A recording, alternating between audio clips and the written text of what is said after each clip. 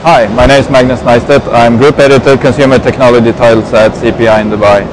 Marketing in different forms is evolving over time, as we know. We're now joined by two people who are going to talk to us a little bit about SMS marketing, mobile marketing in different ways. I welcome Mita and Matt to the show. Thanks for having us. Okay, Mita, you mentioned that you have your own PR company, The Market Buzz. So does it happen that clients come to you and want you to put together kind of campaigns or packages that include SMS marketing? Well, as I said, I'm in PR mostly, and I do sort of suggest communication. So people ask me my advice about communications, and quite often I'll ask them, say, SMS is fine, as long as you know where the SMSs are and who they are for, that there are people who want to talk to you and that you want to talk to as well. One of the things that we've noticed with SMS marketing, there are a lot of people out there sort of harvesting these numbers from the web, because now with their online database, people can find these numbers anywhere, everywhere. They're all over the place. You fill in a form, you've got a mobile phone in there, someone's harvesting all of that information. And they're being sold to unscrupulous clients who don't want to know or ask any questions, you know? Okay. My clients, when they ask me that question, I just tell them a categoric no, unless you know exactly where they're going and who they're taking it for. I don't want to receive a bunch of SMSs from a client I don't know, don't care, even if it's a big name. Okay. All right, Matt, put on your consumer hat before we move over to the developer marketing hat. Certainly. What do you think as a consumer about SMS? What I want is relevance. It's one of the reasons why Google is so successful is I go there and search for something and it gives me something that's relevant to what I'm looking for. Yeah. When I get an SMS, it could be for a massage or it could be for a hair salon or a party on Friday, and I don't need this thing. And also when I maybe down the line I say, oh, I would have liked that service, I've already deleted the SMS a week ago. It's not sitting there. And for me, it's almost never of any value whatsoever to me as a user. I have to be honest, I sort of delete every single SMS, promotion SMS that I get. But isn't it the case, though, that enough people pay attention to them? Because it continues. Isn't there money to be made in it if you send them out? Well, obviously there is, because that's what people are doing. But I just think that's very unethical, because you're talking about catering to the masses, okay? For a discerning buyer, for example, okay, say for example I'm Ford, okay, and I want to sell my car. If I'm selling a cheap car, there's somebody out there who wants to buy it. Yep. For someone who they want to appeal to, who wants to buy a slightly better car, I don't want an SMS on it. I'd rather if I had something that was targeting, giving me information that I'm looking for, that would interest or appeal to me.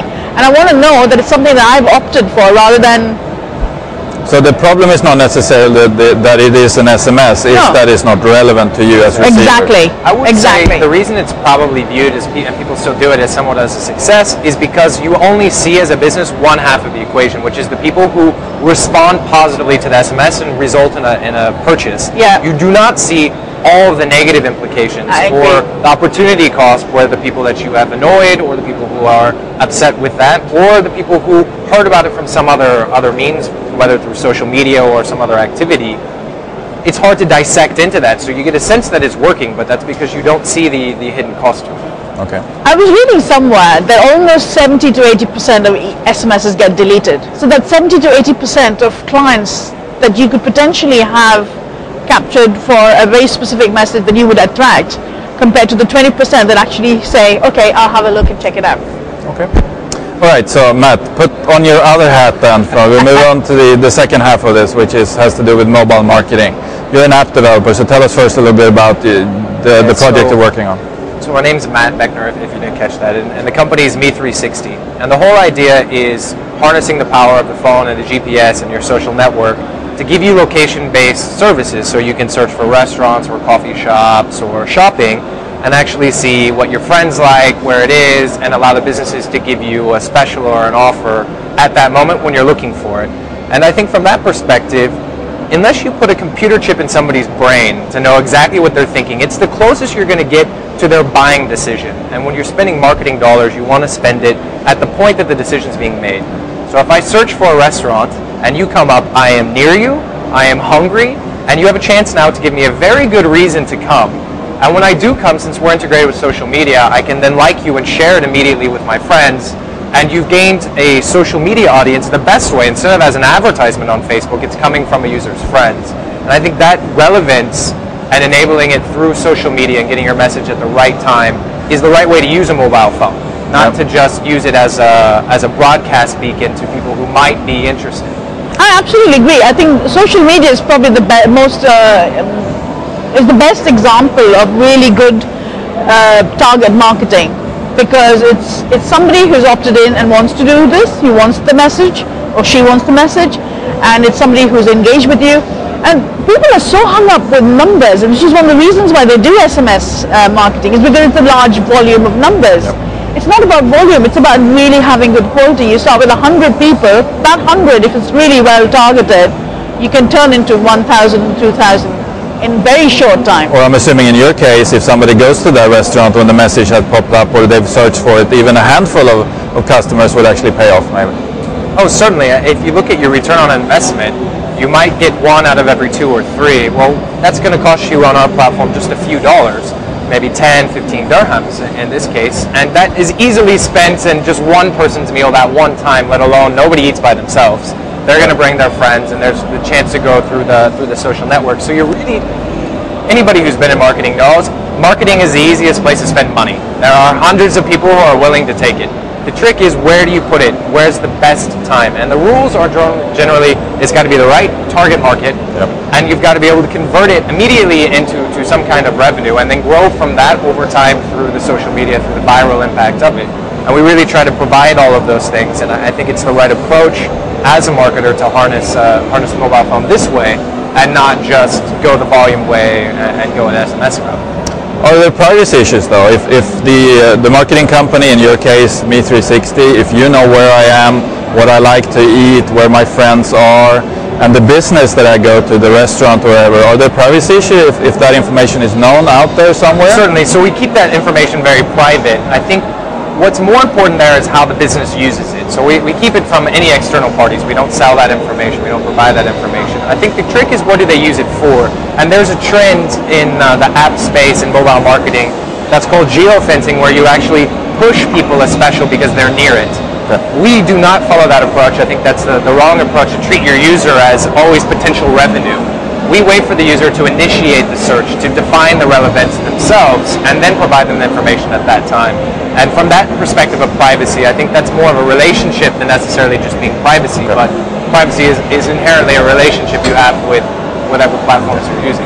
All right, so Mita, if you put on your user or consumer hat on, what do you think about this idea? Something absolutely, absolutely, definitely appeals to you. It means that I have more control of who has my data, and gives me information when I need it, and the kind of information I need. And from what I've seen of the whole app, it means that I can also see where my friends like it, where they've used it, and friends that I trust, whose opinions I trust, rather than just a random person that I may or may not know. So again, it comes down to relevance, doesn't it, from both parties? Absolutely. It is always about relevance.